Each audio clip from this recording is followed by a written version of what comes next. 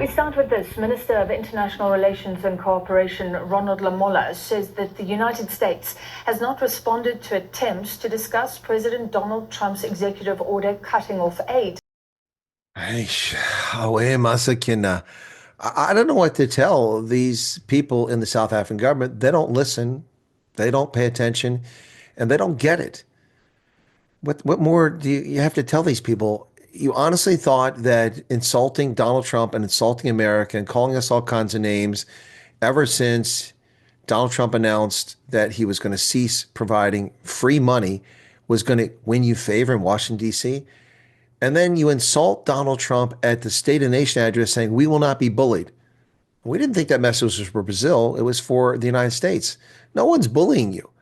The arrogance and the complete naivete and stupidity of these Soviet-esque members of South Africa's parliament from multiple parties is just insane.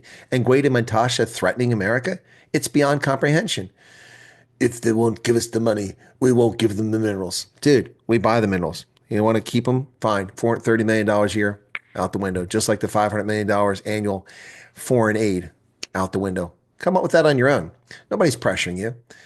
So now we find out that International Relations and Cooperation Minister Ronnie Lamola said the U.S. did not respond to South Africa's request for discussions with Trump following Washington's decision to isolate South Africa. Gee, what did you say last week? We heard Cyril Ramaphosa complaining that you were caught blindsided, that friends don't do that you exchange things diplomatically. But you're the same friends that blew us off for 5 months over the Lady R and ignored our polite, discreet diplomatic requests for information about why you hosted a sanctioned ship at Simonstown Naval Base in the dark of night. You ignored us until Ambassador Brady exposed it to the world. And then suddenly you're going to check into it. Yeah. And in this case, instead of going to our embassy in Hatfield, you went around our embassy in Hatfield after you complained about not following diplomatic channels, which we did. We have no obligation to tell you this executive order. It doesn't affect your government. It affects our government. It's not your money. It doesn't even go to the South African government. It goes to NGOs. So we have no obligation to tell you. Although, frankly, I think they should have told you. But we had no obligation to tell you. And you whined about that? When the people who actually violated the diplomatic norms was Durko and the government of South Africa. When Cyril Ramaphosa called Elon Musk is not in the chain of command. He's not the Secretary of State. He's not the ambassador. He's in no role whatsoever. Why are you calling Elon Musk to air your grievances about the money being cut off? Talk about incorrect and not following the Vienna Convention's protocol. You're guilty of it, and you call us names.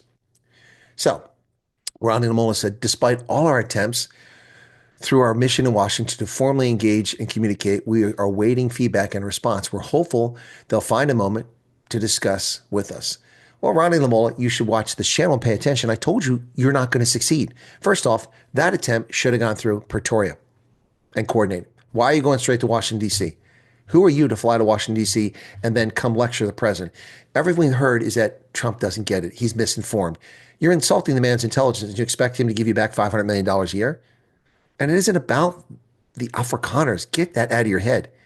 It's about your insults to our relationship and working with rogue states. Now, Ronnie Lamola said that South Africa would continue to seek discussions with Trump, but acknowledged the need to plan for all scenarios. Well, the scenario is that it's talk to the hand, not to the face. Talk to the hand, not to the face. You created this situation, and your arrogance, thinking you just run off to Washington and demand the attention of the most powerful figure in the world, is comical. That's how Zelensky feels. Look where he is in the pecking order.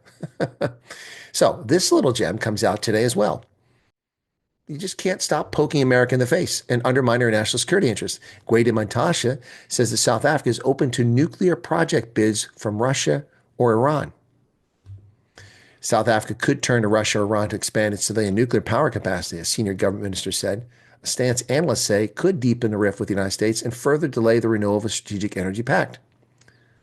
Well, duh. It's right there in the executive order. It says very clearly that one of the reasons why this executive order has been issued is because of your cooperation with Iran, reinvigorating South Africa's relations with Iran to develop commercial, military, and nuclear arrangements. How in the world can you operate with a pariah state and help them become a nuclear power? Don't try to say that so they can help your nuclear industry, because we know it's the opposite. So, am I surprised? No. It was a fool's errand and stupid and arrogance of the highest order for the ANC to tell the country and the world. During the State of the Nation address, Ron Paul said, I'm sending teams around the world.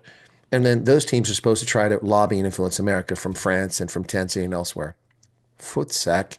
You are clueless. You are babes in the woods. You have no idea how diplomacy works. You can call Trump all the names you want. The money's not coming back. It's gone. And that's unfortunate because a lot of South Africans are going to suffer because you cheap bastards have stolen too much money and haven't put the money into the HIV program like you should have for 22 years and left it to the American taxpayer to pick up the bill while you spent the money elsewhere. Where's the PPE money? Where's the $5.6 billion that you were given by the World Bank, the IMF, the African Development Bank, and the Chinese New BRICS Bank in the summer of 2020? Where'd that money go? Where'd it go? Where's the $711 million that you were given from the US and European Union to fund Aspen Pharmacare to make jabs for COVID? Where's that money at? I could go on and on and on. Not even talking about the corruption inside your country. This is money given to you, and where did it go? Well, talk about not being able to read the room. And they act surprised that they're not getting an audience with Trump. You're clueless. The people that work in foreign affairs have no idea what they're doing in South Africa, whether it's Naledi Pandor or Little Ronnie Lamola. This is the problem with recycling incompetent cadres as members of parliament and ministers. You just get the same idiot in a different role. Look at Lindiwe Sisulu. Same thing. She was incompetent in every post she ever held. Naledi Pandor, incompetent in every post she ever held. Andrew Mocheka, incompetent in every post she held. Shall I go on? No need to.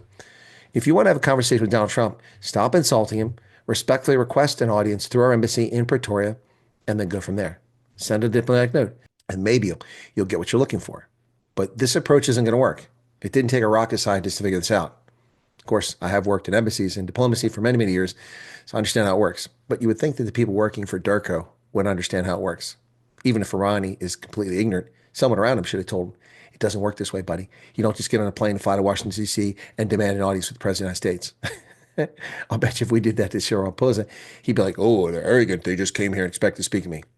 Well, Ronnie Lamola can't get an audience with Donald Trump. Not surprised. Have fun storming the castle, boys.